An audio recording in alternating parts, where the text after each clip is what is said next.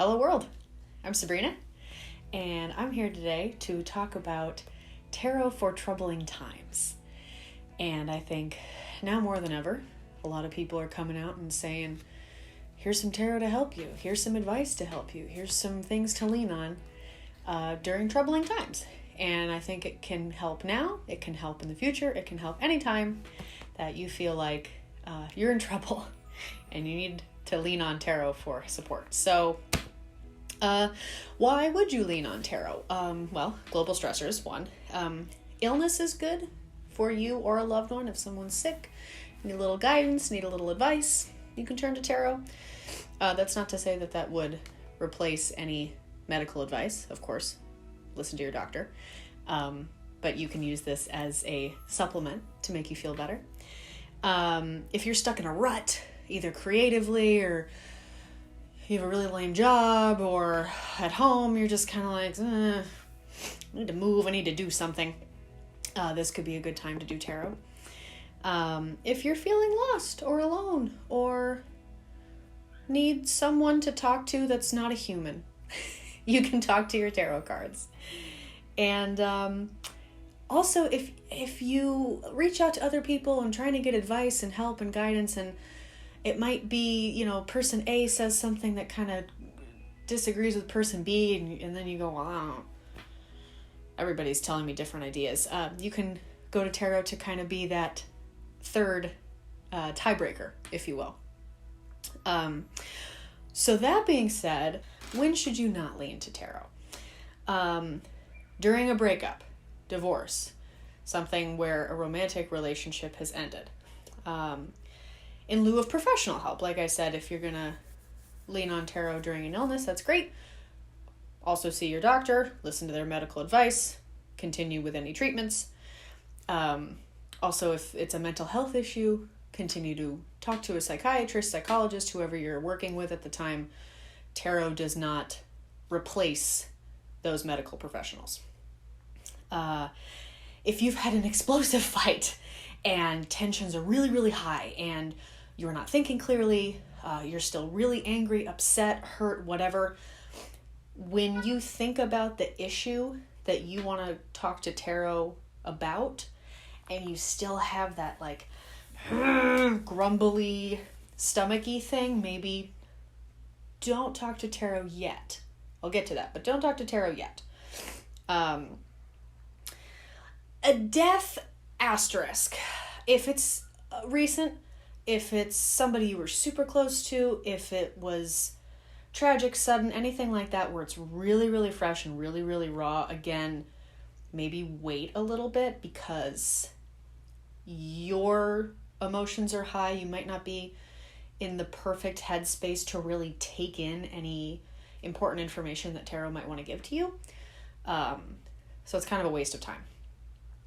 And then just at any peak of any emotional wave, whenever you feel like you are like on the verge of crying every moment or on the verge of lashing out every moment, it's not a good time to lean on tarot exclusively. So I have taken the liberty of culminating some spreads, and these are all based on Sasha Graham's book, 365 Tarot Spreads. It's a great book, so I found a couple ones that I think were pertinent to tough times, and then kind of tweaked them a little bit. So it's kind of a joint effort here. So the first spread is kind of one to check in on how am I feeling and what can I still kind of look on the bright side for.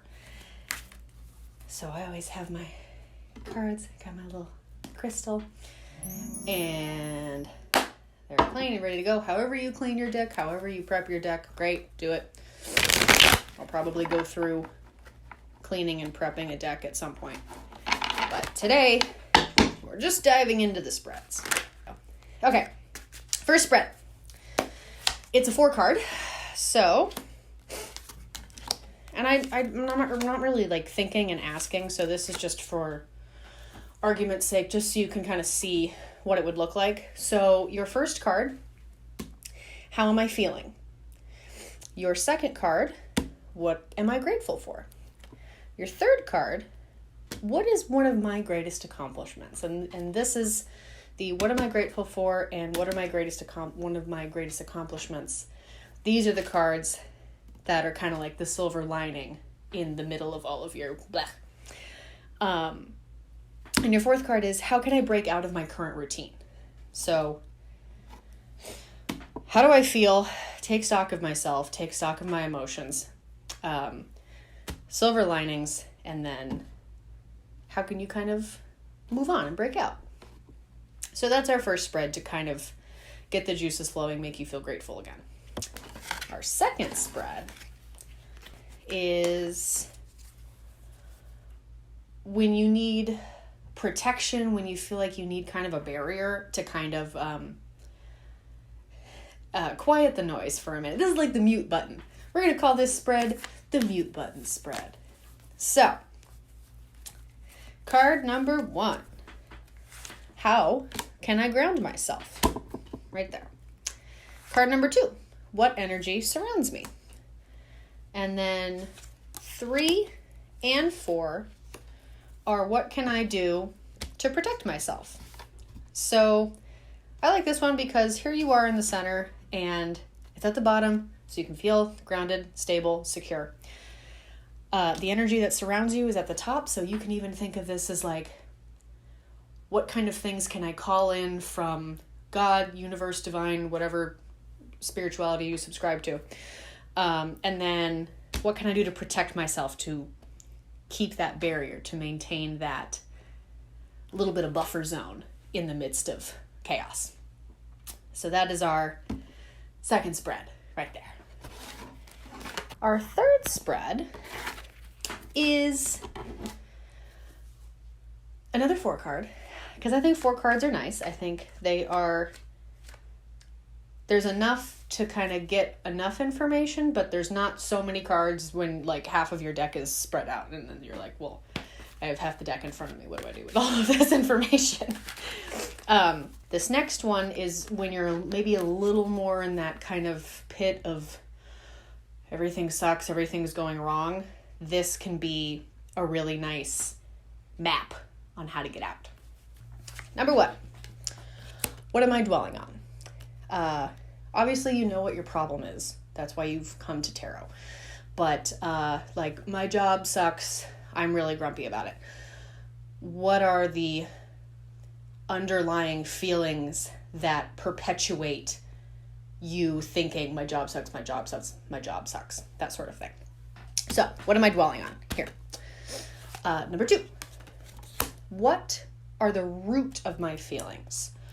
So this is the feelings that cause my job sucks. This might be external factors, coworkers, boss, environment, the drive, whatever. These are hopefully more physical, practical issues that you can pinpoint of what the problem is. 3, is there a hidden opportunity? So this is the making lemonade out of lemons card. In the midst of these cards making you feel bad, there has to be some magic lesson for it. There's not always a magic lesson, but hopefully this card can maybe shed some light on, okay, my job sucks because my coworker's mean to me because I should be the supervisor instead of my coworker. So this is the opportunity for you to brush off the resume, dust up those communication skills, and kind of rise to the occasion of becoming a better leader. So, what's the opportunity? And then 4, what is the best first step out? What practical, physical, real steps can you take to kind of dig yourself out of this hole here? So that's that. We got our 3 spreads. So some other questions you can ask yourself if you just want to pull one card. You know, like, Sabrina, I don't have time or patience to do a 4-card spread. It's too much. Or what if you're still kind of new to tarot and you're like, I don't feel comfortable with all of this. I'm just going to pull 1 card. So there's so many questions you can ask. What are my best moves right now? And that's an easy, quick card. What is my best move now?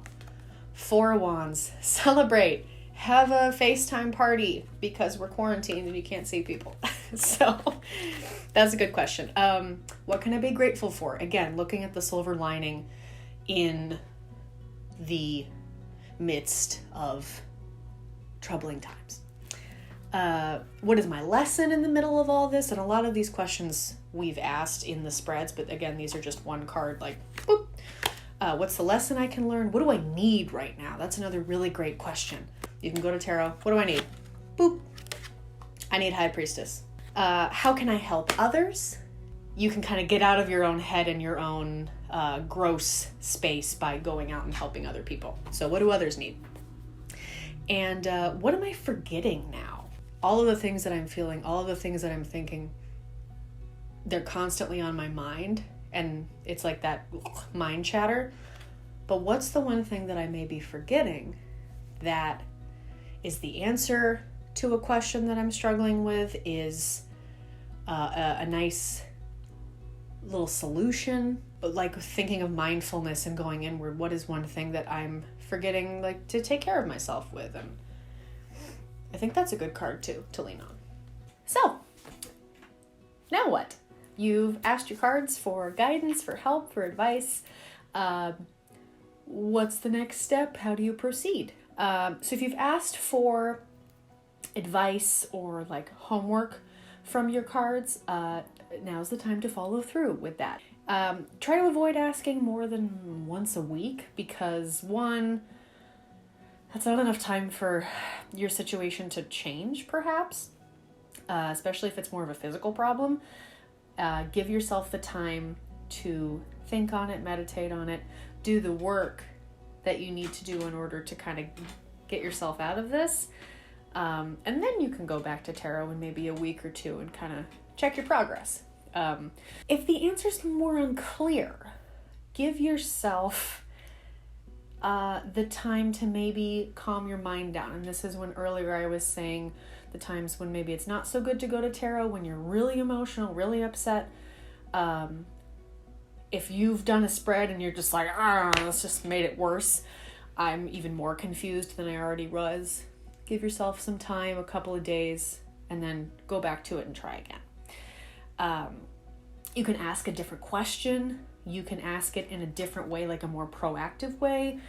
Using more specific language will give you a more specific answer. And that's with tarot, that's with spell work, that's with anything. The more clear you are, the clearer the answers will be. Or maybe ask somebody else to do a reading for you, whether you're new or the reading is kind of wishy-washy. If you know and trust somebody who is a reader, reach out to them. And then lastly, thank your deck. Thank you, deck, for all the work you do for me. Thank you. Thank your cards, always at the end of every reading, no matter what. That's what I like to do. So here's the book, 365 Tarot Spreads by Sasha Graham. It's huge because there's literally a spread a day. It's great. And there's an index in the back with different types of spells that different types of spreads that you might be looking for. Love related, work related, family related, whatever. It's all back there. So this is where I got the inspiration to make today's spreads. So that's it. I hope you enjoy these spreads. I hope they help you. I hope they make you feel better. Best of luck, and I'll see you on the other side.